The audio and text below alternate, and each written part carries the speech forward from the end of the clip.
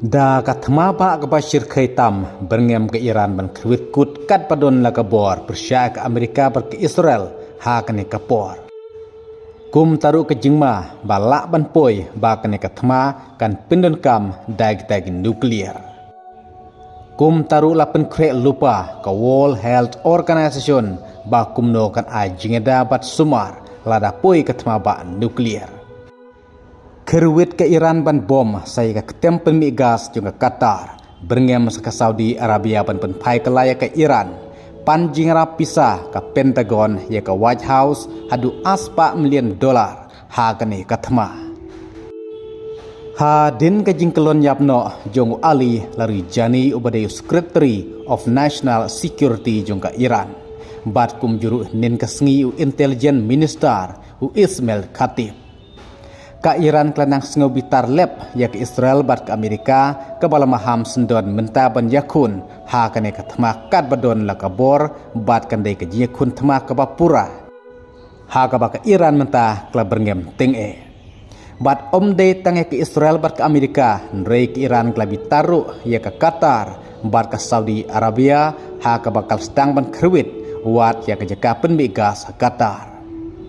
kad baga Saudi Arabia kala ong baka don ya ka hok banya daya lade kum talada ka Iran kan dang ya peteng ban keta ya ka Saudi Arabia bat hangta ka thma kala ban ki direct wat hapdeng kini ki arteli kiri hapdeng ka Iran bat ka Saudi Arabia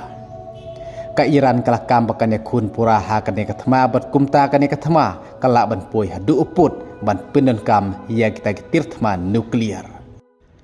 warla nakaliang jong Presiden Donald Trump mula penbena bak Amerika kan om penenkam tirtman nuklear hakane katma persya ke Iran kum taru kane ke jing berngem teng ke Iran kala penlong wat ke World Health Organization ban penkre lupa ladaja bahkan poi uput ban penenkam dagita ke tirtman nuklear kebabu jingma ya ke kot ke khia jogi pajba ki babon Presiden Donald Trump mula donru kajing temu padang pak susu kambun spa Middle East kata kat kumbi kubor jong ke Amerika kada om tikena laun paan yang sipai rekeu sya Iran bat kajing lut jong ke Amerika hakane ketema persya ke Iran ke longru ke bajur kepala penlongru mentai ke Pentagon pan jing rapi sabiang na ke White House hadu aspa $1 million